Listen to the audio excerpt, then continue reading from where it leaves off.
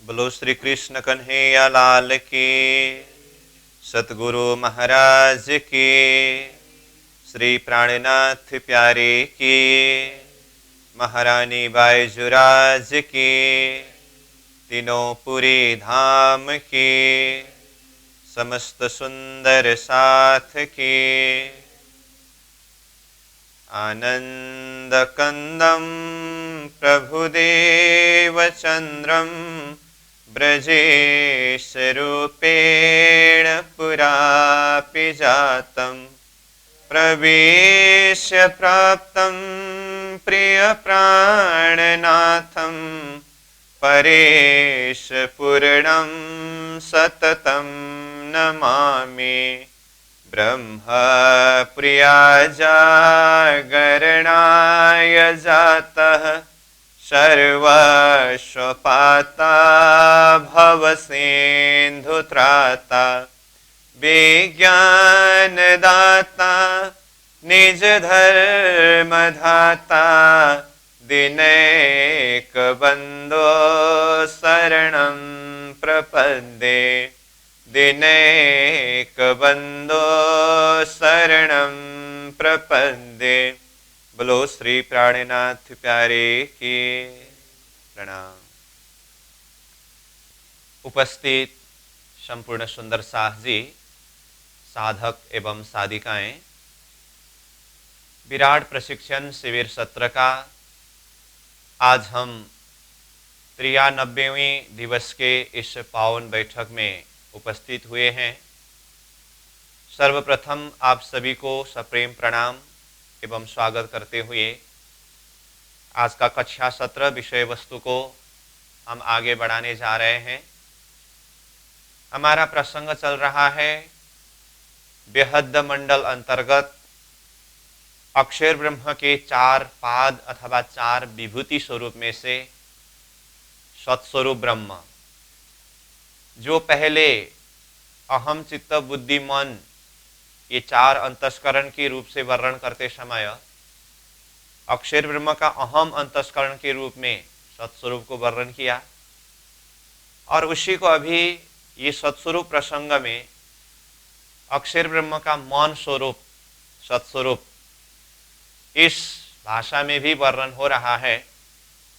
तो इसके प्रसंग में परसों और कल काफ़ी प्रसंग हमने चिंतन किया है, चर्चा किया है, और यहाँ किताब से अध्ययन करके जैसे ये सत्स्वरूप का प्रसंग पेज नंबर 158 से शुरू हुआ, तो कल हमने पेज नंबर 162 के ऊपर फर्स्ट पैराग्राफ तक अध्ययन करके पूरा किया है।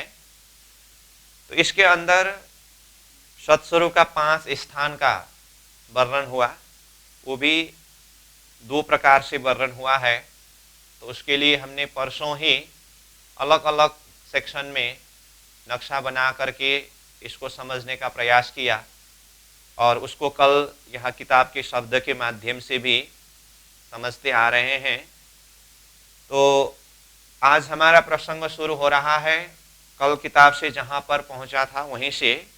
कहने का मतलब ये पेज नंबर 162 से आगे बढ़ करके पेज नंबर 163 के शुरू में, जैसे कि वो ईश्वरीय सृष्टियों के अधिष्ठात्री जीवों की मुक्ति स्थान शब्द जो आया है, तो वहाँ पर एक चौपाई आया।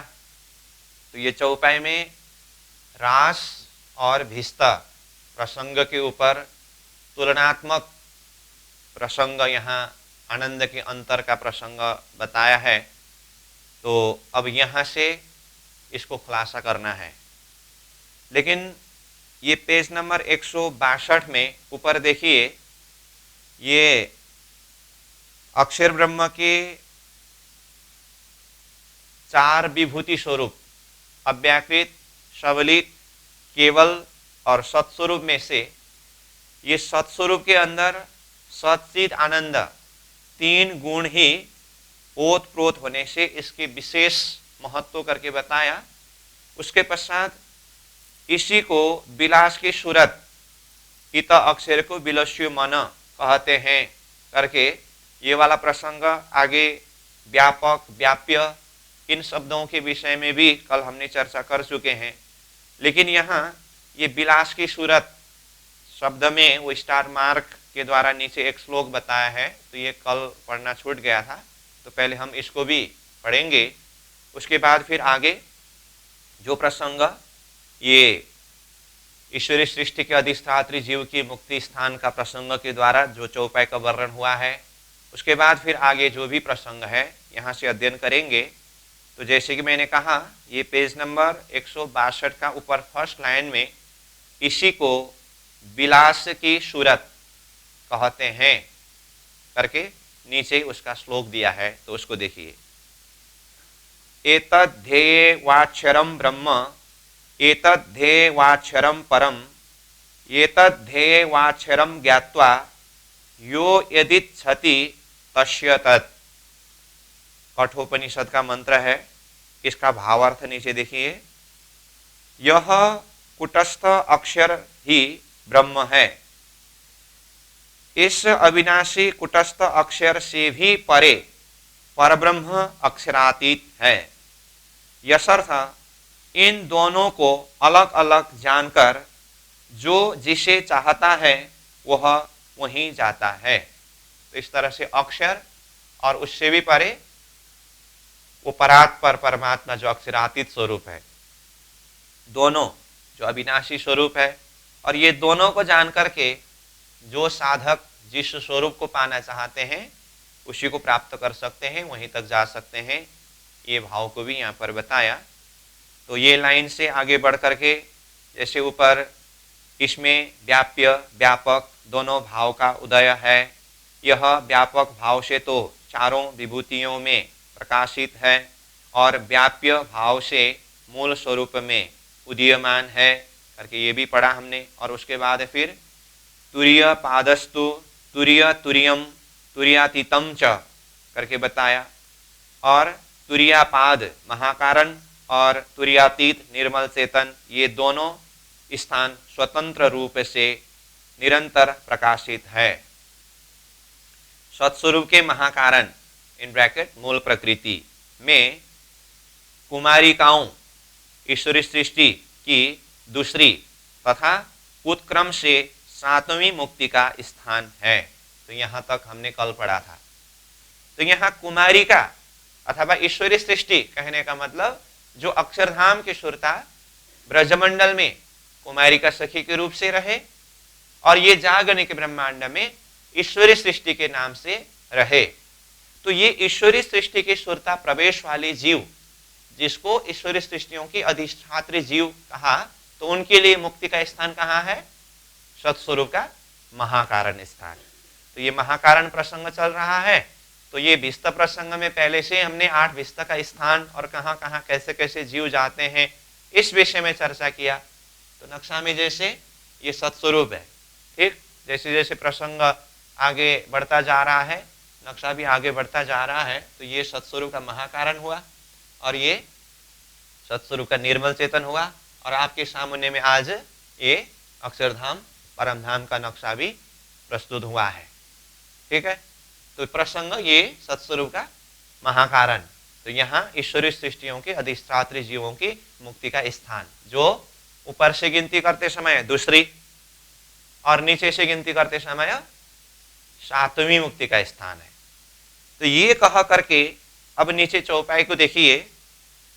नूर रास भी वर्ण्यो ना गयो तो भिस्त वर्णन क्यों होए, बहुत बड़ी तफावत रास भिस्त इन द्वय।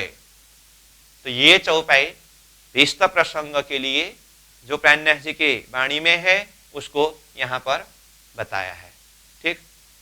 पहले हम इस चौपाई का भावार्थ यहीं पर जो लिखा है इसको पढ़ेंगे, उसके बाद इस विषय में थोड़ा कुछ खुलासा करेंगे।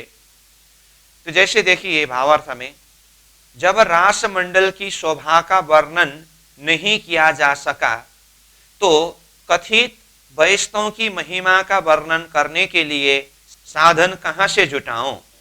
वैष्णव की महिमा का वर्णन करने के लिए शब्दकोश में शब्दों का अभाव हो गया है, अतः मैं कैसे वर्णन करूं इन उभय स्थानों यानी रास और भिस्त की शोभा एवं महिमा में बट वृक्ष तथा बट बीज सदृश अंतर है, क्योंकि रास की महिमा और सुख स्वप्न का है, तो भिस्त की महिमा और सुख जागृत का है।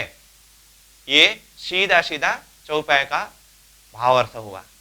ठीक, अब वैसे तो हम यहाँ धीरे से ये भावार्थ को पढ़ने से समझ सकते हैं, फिर भी इसको आधार मान करके कुछ हम खुलासा करें तो यहां बात हो रही है भिस्त प्रसंग में रास के साथ में तुलना करके। तो कहा नूर रास भी वर्ण्यो न गयो, नूरमय उप्रकाशमय रास लीला को भी शब्द में वर्णन नहीं कर सका अथवा वर्णन नहीं हुआ। शब्द को ध्यान देकर के समझने का प्रयास करिए। क्या कहा, ये रास लीला की भी वर्णन नहीं हुई, तो भिस्त वर्णन क्यों हुए? तो फिर भिस्त का वर्णन कैसे हो सकता है? तो अब सेंटेंस को देखिए, तो जब रास का ही वर्णन नहीं हो सका तो फिर भिस्त का वर्णन कैसे हो सकेगा? इसका अर्थ रास का सुख अधिक दिखाई दे रहा है या भिस्त का सुख अधिक दिखाई दे रहा है? खाली यहां सेंटेंस को ही देखेंगे तो भी रास का सुख ही वर्णन नहीं हुआ तो भिस्त का सुख कैसे वर्णन हो सकेगा? इसका मतलब रास के सुख से भिस्त का सुख कई गुना अधिक है। ठीक, आगे क्या कहा, बहुत बड़ी तफावत, बहुत ही ज्यादा तफावत मतलब फर्क अंतर है। किस किस में?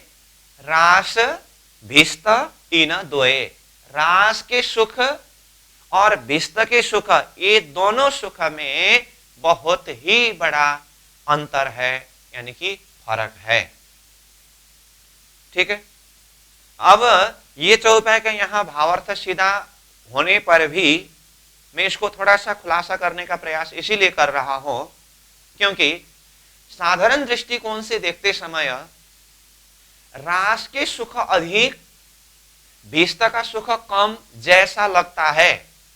ध्यान देकर के समझ लीजिए, मैंने क्या कहा, साधारण दृष्टिकोण से देखने पर रास का सुख अधिक, भिस्त का सुख कम जैसा लगता है, परंतु यहां क्या कहा, जब रास का ही वर्णन नहीं हो सका तो भिस्त का सुख कैसे वर्णन हो सकेगा? रास और भिस्त के सुख में बहुत ही अंतर है करके कहा। इसका अर्थ रास के सुख से भिस्त का सुख कई गुना अधिक संकेत बता रहे हैं। ठीक, अब इस विषय में हम जरा सा विवेचन करें। जैसे मैंने कहा, साधारण दृष्टिकोण से सीधा सीधा देखने पर भिस्त के सुख से रास का सुख अधिक जैसा लगता है। यह सेंटेंस मैंने क्यों प्रयोग किया? क्योंकि रासलीला किसने किया है?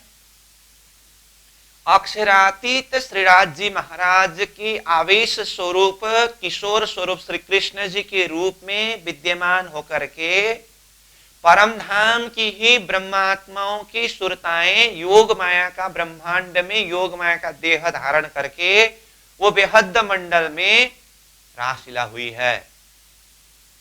और जिस लीला को अक्षर ब्रह्म ने अपने हृदय अंतस्करण में अखंड किया है, कहने का मतलब सार शब्द में कहूं तो ये रासलीला ब्रह्म आत्माओं की लीला है, परम धाम की आत्माओं की लीला है। ठीक, और ये भिस्त प्रसंग जो है, ये भिस्त किसके लिए है? जीव सृष्टि के लिए है। ब्रह्म सृष्टि के लिए तो परम धाम मूल मिलावा है ही, ईश्वरीय सृष्टि के लिए अक्षरधाम अपना मूल स्थान है ही। तो ये अष्टभिस्त की जो बात आ रही है, तो ये भिस्त किसके लिए? तो शुरू से ही इस विषय में हम चर्चा कर रहे हैं, भिस्त नारायण सृष्टि के जीव के लिए, जबकि जो जीव अखंड होने में किसी प्रकार से भी सक्षम नहीं थे, कोई अंकुर ही नहीं था। ऐसे नाशवांत अंकुर वाले जीव को भी ब्रह्म सृष्टि के ताकत के द्वारा अथवा अक्षरातीत धाम धनी स्वरूप महामति प्राज्ञ जी ने जीव के लिए बख्शीश दे करके, कृपा करके विस्ता का सुख प्रदान किया है। तो सार रूप में देखते समय रास का सुख ब्रह्म सृष्टियों का सुख है और भिस्ता का सुख जीव सृष्टियों को प्रदान किया सुख है। इस दृष्टिकोण से देखते समय तो ब्रह्म सृष्टि के सुख अधिक होनी चाहिए ना, तो ब्रह्म सृष्टियों ने की हुई लीला रास के सुख अधिक होना चाहिए था, और जीव को प्रदान किया हुआ जो भिस्ता का सुख जो भी हो, जीव के लिए दिया हुआ सुख है ये कम होना चाहिए था। इसीलिए मैंने कहा साधारण दृष्टि से देखते समय रास का सुख अधिक, क्योंकि ब्रह्म सृष्टियों की लीला है ये, और भिस्ता का सुख कम, क्योंकि जीव सृष्टियों को प्रदान किया हुआ सुख है ये, ऐसा लगता है, परंतु ऐसा नहीं है। वास्तविकता ये है रास के सुख के दर्जा में भिस्ता का सुख कई गुना अधिक सुख है। कैसे? यहां जीव सृष्टि और ब्रह्म सृष्टि के दृष्टिकोण से रास और भिस्ता के सुख को तुलना नहीं किया है। यहां एक चेतना की विकास और समझ के दृष्टिकोण से ये सुख को तुलना करके समझाया है। तो सीधा सीधा देखते समय रास का सुख से भिस्ता का सुख कई गुना अधिक होने का मूल कारण, मूल सूत्र है रास का सुख भले ही ब्रह्म सृष्टियों ने बेहद भूमि में अक्षरातीत धनी के साथ में ही लिया हुआ सुख आनंद हो, लेकिन तारतम्य दृष्टिकोण से विवेचन करने पर रास की स्थिति कैसी है? स्वप्न स्थिति। स्वप्नवत अवस्था में रास का सुख लिया है ना। तो पहले हमने तीन ब्रह्मांड के तीन अवस्था के विषय में चर्चा किया है, मतलब ब्रज, रास और जागनी। ब्रज की अवस्था घोर नींद। घोर नींद मतलब संसार भी नहीं छूटा है और परम धाम के संबंध का ज्ञान भी नहीं है, ये घोर नींद का अवस्था ब्रज। रास के लिए स्वप्न अवस्था कहा। स्वप्न अवस्था मतलब आधा नींद आधा जागृत। तो रास में आधा नींद मतलब परम धाम के संबंध का ज्ञान रास मंडल में भी नहीं है, और आधा जागृत मतलब बंशी के नाद पर संसार को गौपद वत्स तुल्य परित्याग करके गए हैं। तो कहने का अर्थ ब्रजमंडल में होते समय भी परम धाम के संबंध का शुद्धि नहीं है, रास मंडल में होते समय भी परम धाम के संबंध का शुद्धि नहीं है। इसलिए ये अज्ञान अवस्था में, स्वप्न अवस्था में अनुभव की हुई लीला है ये। इसीलिए तो रास लीला पूरी होने के पश्चात परम धाम में तंद्रा अवस्था में जागृत हुए जो आत्माओं को पुनः तीसरे ब्रह्मांड, जागने के ब्रह्मांड में भेजना पड़ा, क्योंकि जब तारतम्य ही नहीं है, यानी कि संबंध का ज्ञान ही नहीं है, तो फिर क्या संयोग का सुख, क्या वियोग का दुख क्या अनुभव करेंगे। इसलिए यहां तीसरे ब्रह्मांड, जागने के ब्रह्मांड में तारतम्य की महत्व विशेष है। तो रास का सुख ब्रह्मात्माओं ने अक्षरातीत के साथ में की हुई लीला है, इसके सुख में कोई कमी नहीं है। इसका अर्थ ये नहीं कि हम रास के सुख को कमी दिखा रहे हैं, कमी बिल्कुल नहीं है। और शास्त्र के हिसाब से भी देखें तो रास का सुख तो सबसे अंतिम है। हमने कई बार चर्चा किया है। शास्त्र के हिसाब से भी अगर देखें तो संपूर्ण शास्त्र का सार श्रीमद् भागवत। श्रीमद् भागवत में भी 12 स्कंद का सार 10वें स्कंद, 10वें स्कंद के 90 अध्याय में सार 35 अध्याय, 35 अध्याय में भी सार रास पंचाध्याय, मतलब 5 अध्याय में जो रसरास लीला की वर्णन की है, इसको भागवत का 5 प्राण रूप में माना। और साधकों के लाइन में भी कृष्ण लीला को चिंतन करने वाले ब्रजमंडल से भी और आगे जाकर के रास तक दौड़ लगाने वाले, जैसे वल्लभाचार्य जी का नाम लिया तो पहले आया ना, वल्लभाचार्य जी का स्थान सबसे उच्च स्थान में है, जिनको 82वां पक्ष में रखा है। क्यों? क्योंकि ब्रह्मांड का सार तत्व है रास। रास लीला के आनंद से, सुख से बढ़कर के ये ब्रह्मांड में दूसरा कोई आनंद है ही नहीं। रास की महत्व इतना अधिक है। समझ में आई बात? कहने का अर्थ, रास के सुख में कोई कमी नहीं है, वो परब्रह्म परमात्मा की लीला है।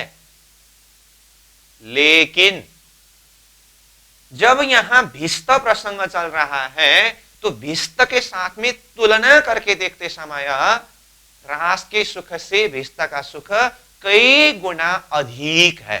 हमने रास के सुख को कमी नहीं कहा है, अथवा ये चौपाई ने रास के सुख को कमी नहीं कहा। रास का सुख तो अपनी जगह में है ही, लेकिन ये रास के साथ में भिस्त के सुख को तुलना करके देखते समय भिस्त के सुख रास के सुख से कई गुना अधिक है, ये कहा है। कैसे?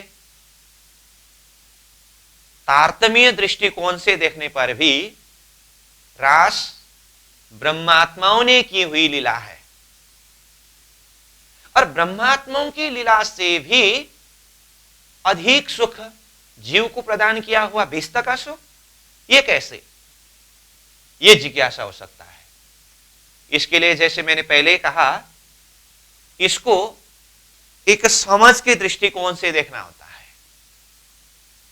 तो भले ही ब्रह्म सृष्टियों ने अक्षरातीत धनी के साथ में की हुई लीला है, शास्त्र का अंतिम निचोड़ रास है, परंतु तारतम के लिए रास शुरुआत है। क्या कहा मैंने? शास्त्र के लिए रास अंतिम निचोड़ है, लेकिन तारतम के लिए रास शुरुआत है। इसीलिए कहा ना, जहां जाकर के शास्त्र ने विश्राम लिया अथवा शास्त्र पूरा हुआ, वहीं से तारतम शुरू हुआ। और उसमें प्रत्यक्ष रूप में देखे तो श्रीमद् भागवत में रास लीला वर्णन होने के बाद, अब पूरा वर्णन तो हो नहीं पाया, 5 अध्याय में रास वर्णन होने के बाद शास्त्र ने यही विश्राम लिया। अब महामति प्राणन्यास जी की वाणी देखिए, 14 ग्रंथ में से पहला ग्रंथ यानी कि शुरुआती ग्रंथ का नाम ही क्या है? रास ग्रंथ है। मतलब शास्त्र ने जहां जाकर के विश्राम लिया, मतलब रास में, तारतम वहीं से शुरू हुआ, मतलब रास से। तो अब तारतम ने रास से वर्णन शुरू करके आगे कहां तक गए? तो इसके लिए परिक्रमा ग्रंथ का दूसरा प्रकरण का दूसरा चौपाई, जो मंगलाचरण का प्रकरण है ना, वहां पर प्राणन्यास जी ने क्या कहा? शास्त्र शब्द मात्र जो वाणी, ताको कलश वाणी शब्दातीत, ताको भी कलश हो अखंड को, ता पर ध्वजा धरो तिन थे रहित। ये तारतम का विषय है। कहने का अर्थ क्या हुआ? शास्त्र शब्द मात्र जो वाणी, शास्त्र में जितने भी शब्द, जितने भी वाणी है, इन सारे वाणियों के सार अथवा कलश क्या है? शब्दातीत। शास्त्र शब्द मात्र जो वाणी, ताको कलश वाणी शब्दातीत। शास्त्रों के ज्ञान का कलश मतलब निचोड़, सार, सबसे ऊपर, जिसके लिए क्या कहा? शब्दातीत।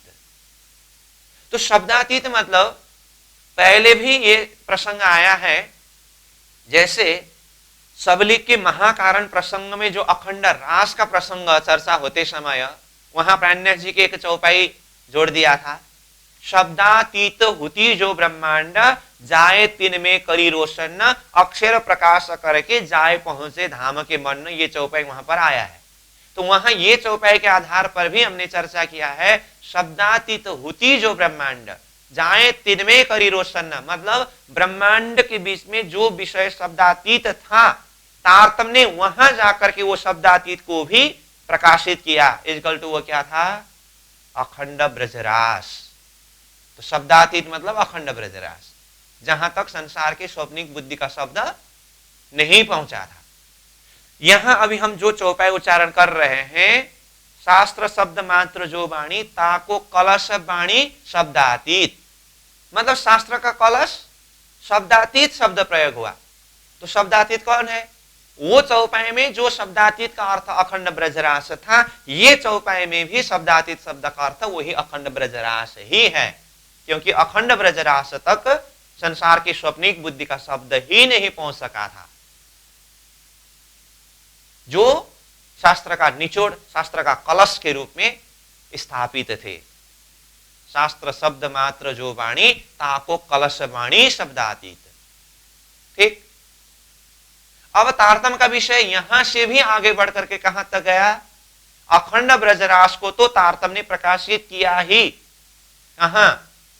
अक्षर ब्रह्म की बुद्धि अंतस्करण सबली के महाकारण और कारण में अखंड रास और ब्रज का स्थान करके इस विषय में प्रकाशित किया। और आगे क्या कहते हैं? ताको भी कलश हो अखंड को, उस अखंड ब्रजरास से भी ऊपर अखंड कलश, जो ज्ञान के माध्यम से अक्षर ब्रह्म के धाम तक का लक्ष्य प्रदान किया। अथवा तारतम्य में ये ज्ञान का मजल, जिसके माध्यम से संपूर्ण शास्त्रों का निचोड़, वेद कतिब का निचोड़ एक परब्रह्म परमात्मा के लक्ष्य प्रदान किया। ये सब का कलश हुआ। ताको भी कलश हो अखंड को।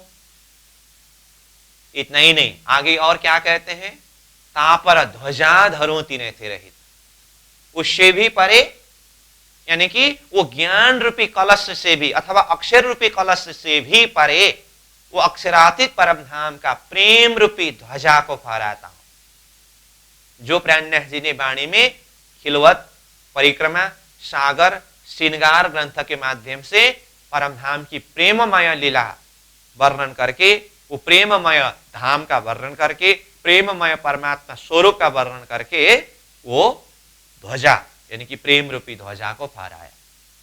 तो ये प्रसंग मैं यहां इसीलिए जोड़ रहा हूं कि जहां जाकर के शास्त्र ने विश्राम लिया वहां से तारतम प्रारंभ हुआ। तो रास से तारतम प्रारंभ हुआ, तो रास से कहां तक गए? तो इसको जरा सा खुलासा करने के लिए मैंने ये चौपाई के माध्यम से कहा, ये अखंड ब्रजरास को प्रकाशित करते हुए अक्षर को भी प्रकाशित करके अक्षरातीत परम धाम की नाम धाम लीला स्वरूप सब प्रकाशित किया। ये तारतम का विषय है। ठीक है। तो मतलब ये शास्त्र का जो निचोड़ रास, और जिस रास को प्राणनाथ जी ने अपनी वाणी में भी वर्णन किया, और रास ग्रंथ को देखते समय वो विभिन्न प्रकार की लीला के माध्यम से वो ब्रह्मानंद के अनंत सुख, अनंत आनंद के विषय में वर्णन किया है। लेकिन यहां से प्रारंभ करके, यानी कि रास से प्रारंभ करके आगे बढ़ते बढ़ते जब जागनी के ब्रह्मांड की लीला, तो जागनी के ब्रह्मांड की लीला मतलब तारतम के प्रकाश की लीला, जिसके अंदर परमधाम की लीला भी है और ब्रजरास की लीला भी है। तो ये जागनी के ब्रह्मांड में तारतम के माध्यम से ये संपूर्ण लीला प्रकाशित करके वो परमधाम की ब्रह्मानंद लीला को जो अनुभव कराया है, उसके हिसाब से तुलना करके देखते समय तारतम के दृष्टिकोण पर ये रास का सुख तो एक अंश सुख है। ध्यान दे करके समझ लीजिए। शास्त्र के लिए रास ही सब कुछ हुआ, तारतम के लिए रास एक अंश लीला है। इसीलिए रास के सुख के लिए, रास के आनंद के लिए क्या शब्द आया? ब्रह्मानंद के लवानंद शब्द हुआ। मतलब ब्रह्मानंद की वो महासागर में से लवानंद मतलब लव, थोड़ी सी आनंद, रास की सुख। क्यों? क्योंकि अक्षर ब्रह्म को परमधाम के अंदर की गुह्य लीला की एक झलक अनुभव कराने के लिए ब्रह्मात्माओं के द्वारा स्वप्निक अवस्था में ये रस रास लीला कराए थे। स्वप्निक अवस्था में मतलब संबंध का शुद्धि भी नहीं है। तो अब प्राणेश जी यहां ये चौपाई के माध्यम से कहते हैं, जब अक्षर ब्रह्म को परमधाम के अंदर की गुह्य लीला की एक झलक दर्शन कराने के लिए ब्रह्मात्माओं के द्वारा एक अंश रूप में की हुई लीला, वो भी स्वप्निक अवस्था में हुई, उस लीला तक तो संसार का शब्द नहीं पहुंच सका। कहा ना, नूर रास भी बरन्यो न गयो, शब्द आया ना। उस रास लीला को तो वर्णन नहीं कर सका, वहां तक तो शब्द नहीं पहुंचा, उसके लिए तो शब्दातीत बोलना पड़ा। तो भीष्ट वर्णन क्यों हुए? तो यहां भीष्ट के सुख को अधिक महत्वपूर्ण किस दृष्टिकोण पर बताया है? जैसे मैंने पहले ही कहा, तारतम्य दृष्टि से यहां विवेचन हो रहा है। मतलब अब मैं सार रूप में बता दूं तो ये भीष्ट का सुख जागृत का सुख है या सपना का सुख है? ये जागृत का सुख है। कैसे? भीष्ट का निर्णय किसने किया है? महामती प्राणेश जी ने। प्राणेश जी के अंदर क्या है? तारतम, यानी वो स्वयं अक्षरातीत धामधनी स्वरूप है, उनके अंदर तारतम का प्रकाश है। इसीलिए ये भीष्ट का निरूपण जो किया है वो तारतम के माध्यम से किया है। इसीलिए रास के सुख और भीष्ट के सुख में अंतर उतना ही है जितना एक स्वप्न के अंदर का सुख और जागृत के अंदर के सुख में फर्क है। क्यों? रास का सुख स्वप्न का सुख है, स्वप्न अवस्था में किया है, और भीष्ट का सुख जागने के ब्रह्मांड में तारतम के माध्यम से स्वयं अक्षरातीत धामधनी ने जीव को भी तारतम के द्वारा आत्मा जागृत करा करके अथवा जीव को जागृत करा करके पूरी तरह से इसका कार्य कारण महाकारण का सारा आद्योपांत बातें समझा करके जागने के प्रकाश के द्वारा, जागृत दृष्टि के द्वारा ये भीष्ट का सुख प्रदान किया है।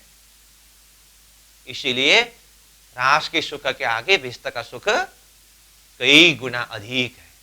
उसका कारण क्या बताया?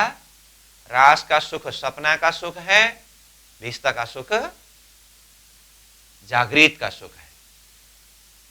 तो यहां कहा, जब रास का सुख भी शब्द में वर्णन नहीं हो सका तो तारतम के द्वारा निश्चय किया हुआ भीष्ट का सुख, वो जागृत का जो सुख है, उसको कैसे वर्णन किया जाए? वहां तक शब्द ही नहीं पहुंच सका। तो देखिए, तो इसका अर्थ मैं फिर भी बता रहा हूं, यहां रास के सुख को कमी नहीं दिखाया है, भीष्ट के सुख की महिमा को समझाया है। हम साधारण दृष्टि से देखने पर तो चलो जीव को भीष्ट में अखंड मुक्ति का स्थान दिया, और कितने जाने को तो यह भी समस्या होती है, इतना करने पर भी परमधाम नहीं मिलेगा। मिलेगा, परमधाम की ब्रह्म सृष्टि अगर कंफर्म हो तो। अगर हम जीव सृष्टि है तो फिर परमधाम नहीं मिलेगा। आप जीव सृष्टि होकर के जो नाशवंत अंकुर वाले थे, फिर भी तारतम ने इतना बख्शिश करके यहां बताया, रास के दर्जा से कितना अधिक दर्जा का सुख भीष्ट का सुख दिया है, फिर भी हजम नहीं हुआ। समझ में कुछ गड़बड़ है। ब्रह्म सृष्टि के लिए परम नाम का सुख है, जीव तो स्वयं नाशवांत अंकुर वाले थे, फिर भी धनी ने कृपा करके ऐसी जागृत का सुख अखंड भूमि बेहद मंडल में जो सुख प्रदान किया जीव के लिए, और जिस सुख के लिए क्या कहा, रास के सुख से कितने गुना अधिक ये विस्ता का सुख है। तो देखिए विस्ता में जीव को कितना सुख मिलने वाला है। इसको समझने के लिए रास के सुखों को पहले चिंतन करिए। रास के सुख में कोई कमी है उसी दृष्टिकोण से देखने पर, लेकिन विस्त के साथ में तुलना करते समय उससे कई गुना अधिक विस्त का सुख बताया। इसीलिए जीव को जो विस्त में सुख मिलने वाला है तारतम्य के माध्यम से, वो कोई साधारण सुख नहीं है, जहां तक यहां के शब्द के द्वारा वर्णन कर ही नहीं सकते हैं। इस तरह से ये जीव को प्रदान किया हुआ विस्त के सुख की महिमा को स्वयं महामती प्राणनाथ जी ने अपनी वाणी के माध्यम से इस तरह से खुलासा करके वर्णन किया, और उसी चौपाई को यहाँ जोड़ दे करके ये रास के सुख के साथ में तुलना करके विस्त के सुख की अधिक से अधिक आनंद सुख की महिमा को समझाया है। यहाँ ब्रह्म सृष्टि ने की हुई रासलीला और जीव सृष्टि को दिया हुआ विस्त करके सृष्टि के हिसाब से नहीं। ब्रह्म सृष्टि हुआ तो क्या हुआ, स्वप्निक अवस्था में किया हुआ लीला है रास। अब जीव सृष्टि हुआ तो क्या हुआ, जागृत में तारतम्य के द्वारा प्रदान किया हुआ सुख है विस्त का सुख। चेतना विकास के दृष्टिकोण से देखते समय जैसे कहा ना, स्वप्न और जागृत में जितना अंतर है रास और विस्त में उतना ही अंतर है। इस तरह से देखना होगा। ठीक, चलो अब आगे बढ़ते हैं हम। ईश्वरीय सृष्टियों के अधिष्ठात्री जीवों की मुक्ति स्थान का प्रसंग चल रहा है, और ये चौपाई के माध्यम से जो बताया है ये सिर्फ ये एक विस्त के लिए ही बात नहीं है, सारा विस्त तारतम्य ने निश्चय किया है। इसलिए तारतम्य ने निश्चय किया हुआ सभी विस्त में अधिक से अधिक आनंद है।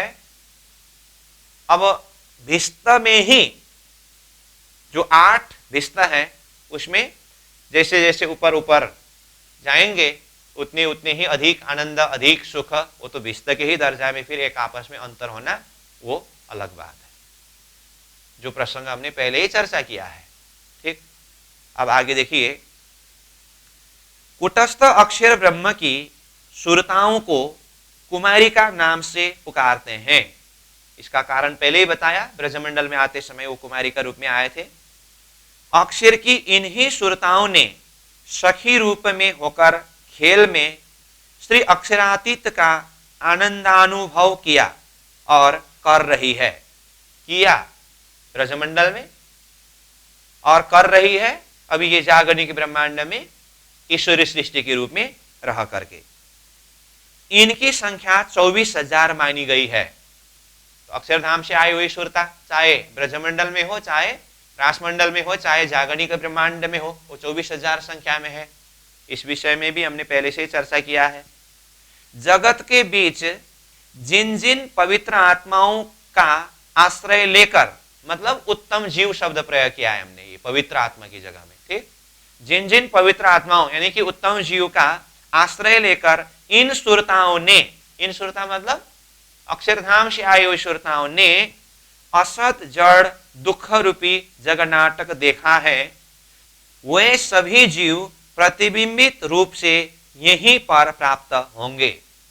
वही सभी जीव मतलब अक्षरधाम से आई हुई सुरता प्रवेश वाली जो जीव, जिसके लिए हमने ईश्वरीय सृष्टियों के अधिष्ठात्री जीव शब्द प्रयोग किया है, तो अंत में उन जीवों के लिए मुक्ति का स्थान कहाँ प्राप्त होगी, यहीं पर शब्द प्रयोग किया। तो यहीं पर मतलब प्रसंग क्या चल रहा है, सत्स्वरूप का महाकारण प्रसंग चल रहा है। तो यहीं पर मतलब ये सत्स्वरूप के महाकारण स्थान में ही वो मुक्ति का स्थान प्राप्त होगी।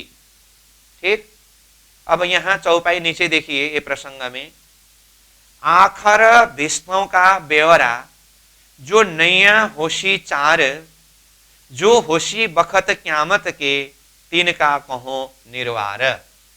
वैसे ये चौपाई हमने पहले ही विस्त का कंसेप्ट क्लियर करने के प्रसंग में वर्णन किया है, फिर भी यहाँ ये आखिरी विस्त के प्रसंग में ये चौपाई को यहाँ जोड़ दिया है।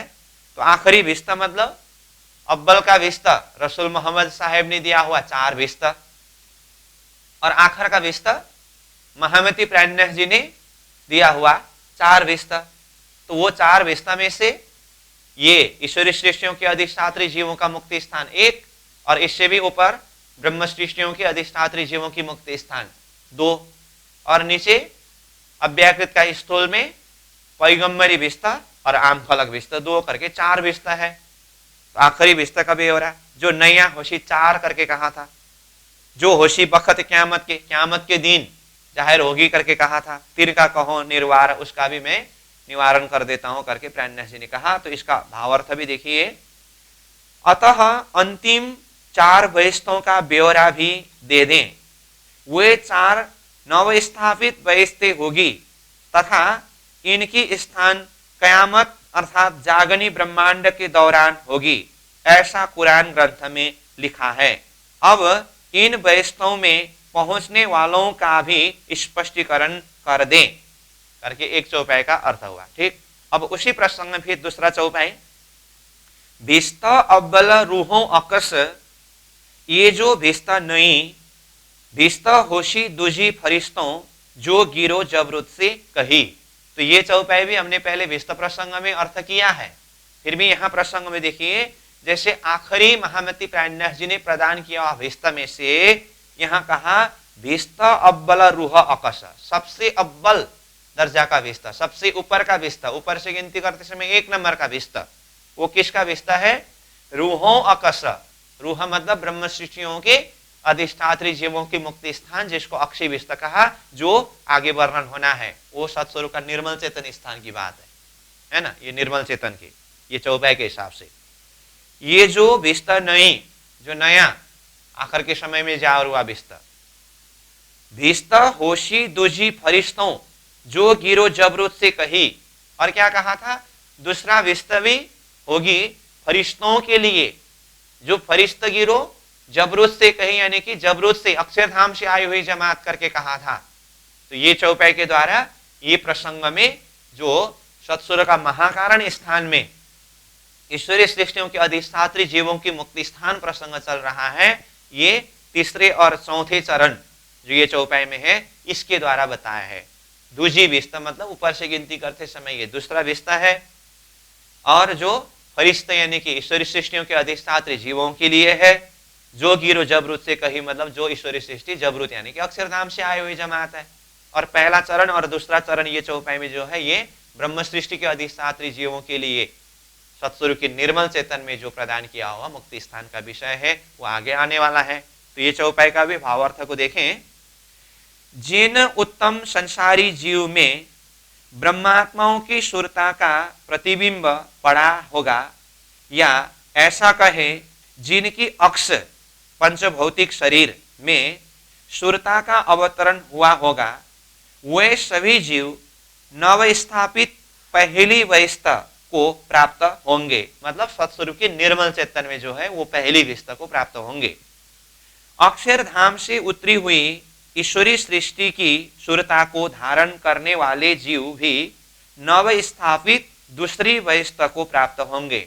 मतलब ऊपर से नीचे उतरते समय दूसरे नंबर में जो व्यवस्था है सत्स्वरूप का महाकारण में वहां पर प्राप्त होंगे करके कहा था। ये चौपाई के आधार पर इसका अर्थ भी खुलासा हुआ। इस हिसाब से भी वही बात सिद्ध हुई कि ब्रह्म सृष्टियों के अधिष्ठात्री जीवों के लिए सत्स्वरूप का निर्मल चेतन अव्वल दर्जा का विस्तार, और ईश्वरी सृष्टियों की अधिष्ठात्री जीवों के लिए मुक्ति स्थान दूसरे यानी कि सत्स्वरूप का महाकारण का मुक्ति स्थान। इस तरह से ये भी खुलासा किया गया चौपाई के द्वारा भी। ठीक, आगे देखिए, और समष्टि रूपेण सत्स्वरूप ही धारण करके यहाँ नित्यानंद का साक्षात अनुभव करेंगे। मतलब वो सत्स्वरूप के महाकारण में ईश्वरी सृष्टि के अधिष्ठात्री जीवों के लिए जो मुक्ति स्थान बताया है, और साथ में निर्मल चेतन में ब्रह्म सृष्टि के अधिष्ठात्री जीवों के लिए भी यही सूत्र लागू होगा।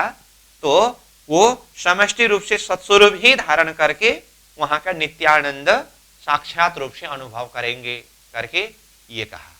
ठीक, अब आगे यहाँ एक श्लोक बताया है ये श्लोक के द्वारा ये प्रमाणित किया है कि जैसे विस्ता का प्रसंग शुरुआत से ही हम चर्चा करके आए हैं, 8 विस्ता में से 6 विस्ता जो है, ये 6 विस्ता सीधा जीव सृष्टि के लिए ही है, जिनके अंदर परमधाम की सुरता, अक्षरधाम की सुरता प्रवेश नहीं हुआ है।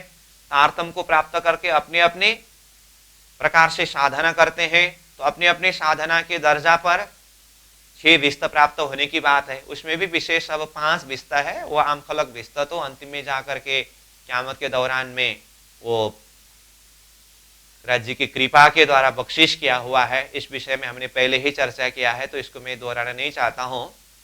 अब 6 विस्ता पूरा होने के बाद बाकी 2 विस्ता जो सत्स्वरूप का महाकारण और निर्मल चेतन में है, इसमें ईश्वरीय सृष्टि के अधिष्ठात्री और ब्रह्म सृष्टि के अधिष्ठात्री जीव शब्द प्रयोग हुआ है। अब इसके लिए शास्त्र में क्या प्रमाण है कि ब्रह्मधाम से वो ब्रह्म प्रियाएं आने की बात, और यहां धरती में जीव को अधिष्ठात्री बना करके सुरता प्रवेश होकर के खेल देखने की बात, और वो आत्माएं वापस अपने धाम में जाते समय इन जीवों के लिए अखंड मुक्ति का स्थान देने की बात, और ये जो सत्स्वरूप का स्थान निश्चय किया, इसके लिए शास्त्र का क्या संकेत है, तो उसके लिए ये श्लोक है, इसमें स्पष्ट रूप में बताया है। तो हम श्लोक को पढ़ेंगे और इसका भावार्थ भी पढ़ेंगे, अपने आप समझ में आएगा, मैंने खाली भूमिका बता दिया। तो श्लोक को देखिए, यम यम जीव मदिष्ठाय चिदाभासमयं मुने वासना वासितं कृत्वा वासना स्वगृहं यदा गमिष्यन्ति तदा तेते चिदाभासमया अपि आनंद वर्ण व्याप्तम गोलोकाच परम पदम। ये हुआ श्लोक। अब इसका भावार्थ सीधा यहीं पर है, तो उसी से हम समझेंगे। जैसे कहा भावार्थ, कैलाशपति शिवजी व्यास जी से मुक्ति के स्वरूप का उल्लेख करते हुए कहते हैं कि हे मुने, जिन जिन जीवों को अधिष्ठान बनाकर अक्षरातीत ब्रह्मधाम की ब्रह्मात्माएं इस स्वप्निक प्रपंच को देख रही है, अर्थात जो जीव उनके साथ में हैं, वे सभी जीव ब्रह्म वासनाओं के ब्रह्मधाम चले जाने के पश्चात आनंदाति आनंद से पूर्ण उस परम पद को प्राप्त होंगे जो गोलोक से भी परात्पर है। इस तरह से स्पष्ट रूप में बताया। तो ब्रह्मात्मा की सुरताओं के अधिष्ठात्री जीव और ईश्वरी आत्माओं के अधिष्ठात्री जीवों के लिए मुक्ति स्थान करके हम सत्स्वरूप का निर्मल चेतन और महाकारण की बात कर रहे हैं। और ये गोलोकाच परम पद, गोलोक धाम से भी परे का स्थान है। तो गोलोक धाम कहाँ है? सबलीक ब्रह्म का कारण में गोलोक धाम का वर्णन किया। तो सबलीक ब्रह्म के कारण से ऊपर महाकारण निर्मल चेतन होते हुए फिर केवल धाम, उससे भी परे सत्स्वरूप धाम। तो ये गोलोक धाम सबलीक से परे हुआ ना सत्स्वरूप। तो इस तरह से शास्त्र का संकेत पहले से ही था। उसी बात को खुलासा करके महामती प्राणनाथ जी ने ये विस्ता का निरूपण किया है। ठीक है, आगे। इससे परे निर्मल चेतन का स्थान है। अब इससे परे मतलब अभी प्रसंग चल रहा है सत्स्वरूप का महाकारण।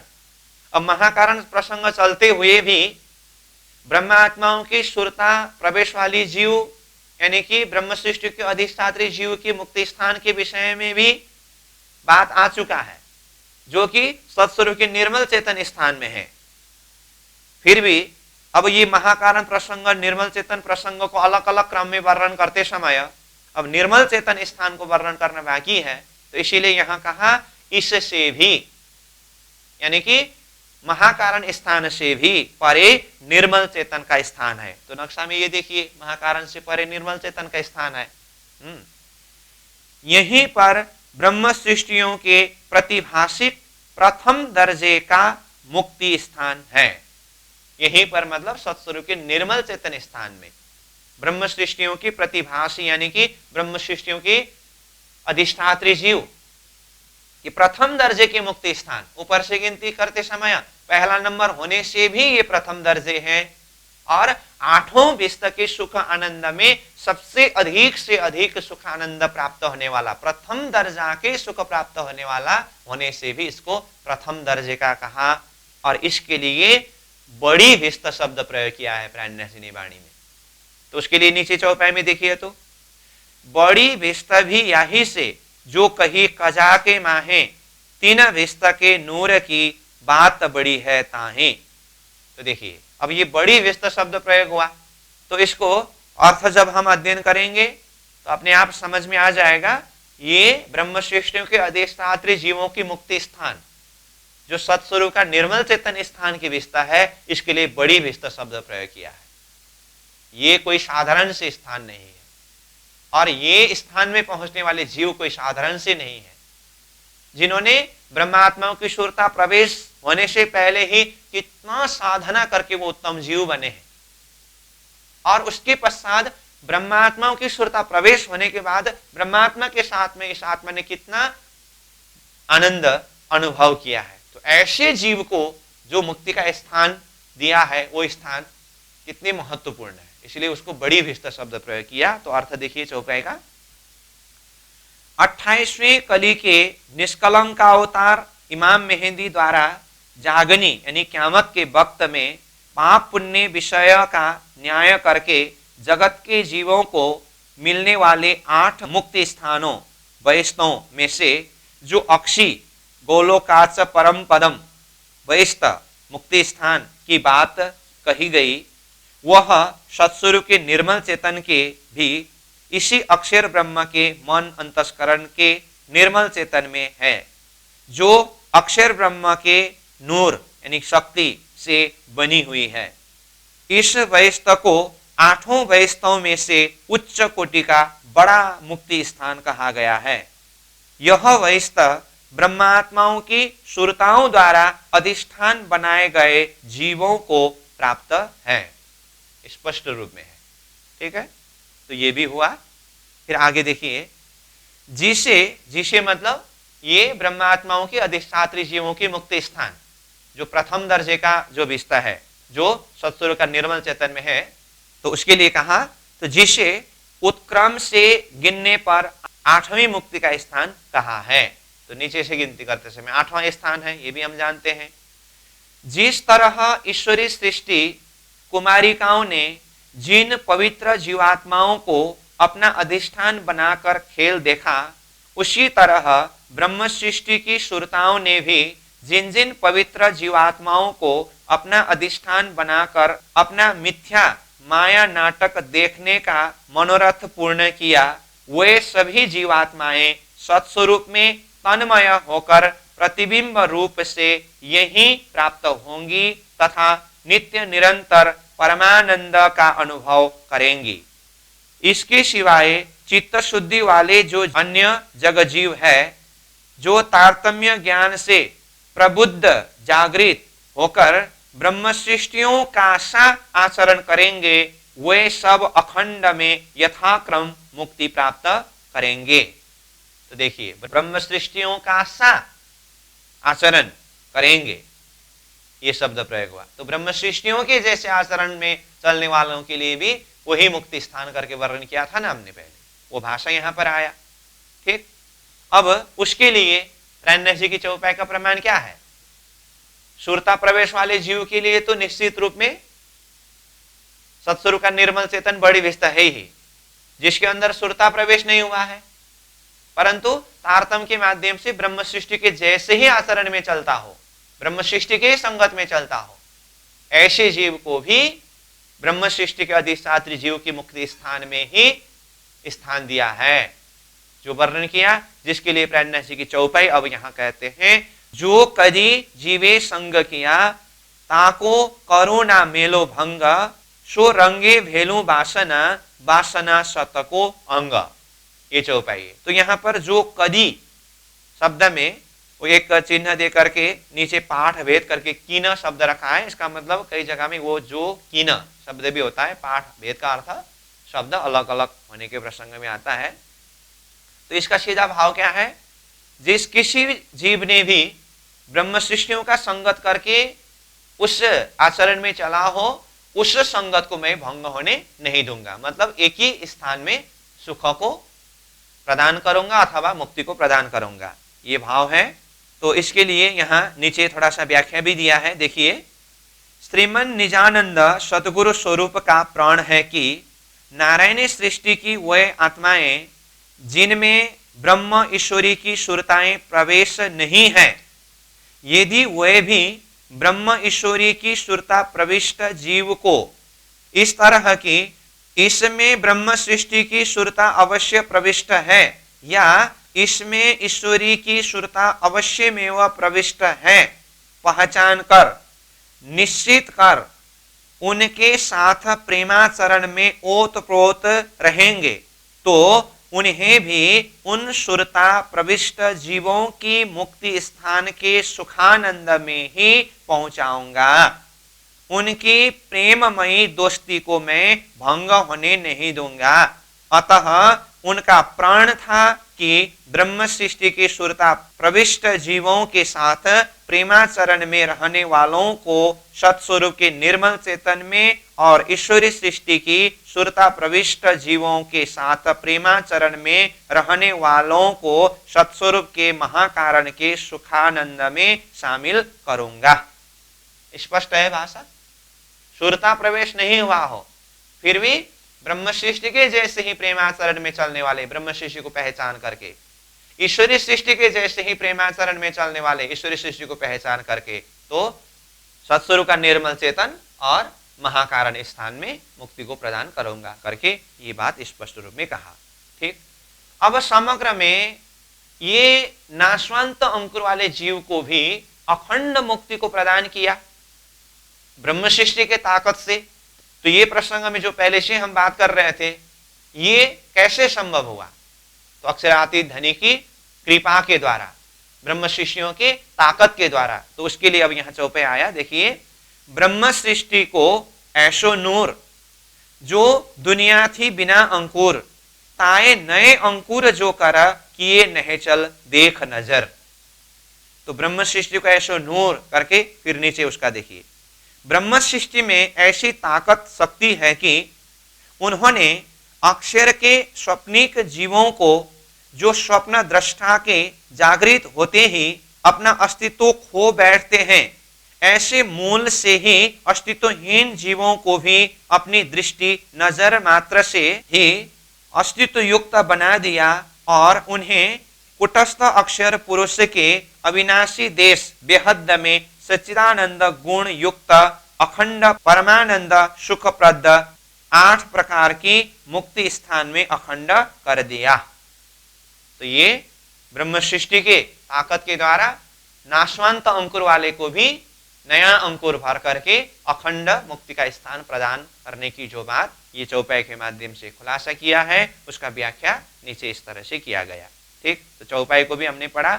अब आगे देखिए, इन उक्त वर्णित मुक्तियों को जो जीव प्राप्त करेंगे उनके स्वरूप वहीं पर सत्य, मतलब वहीं के सुख के अनुकूल होंगे। वहीं की संपूर्ण सामग्रियां महल, मंदिर, बाग, बगीचे, वस्त्र, आभूषण, सेज्या, सिंहासन आदि तथा संपूर्ण प्रकार के भोग्य पदार्थ सत्य स्वरूपी दिव्य लोकमय होंगे। अक्षर पुरुष का देश अखंड और चिंतामणि भूमिका है। वहां जब जिस वस्तु की इच्छा की जाए वह उसी क्षण प्राप्त हो जाती है।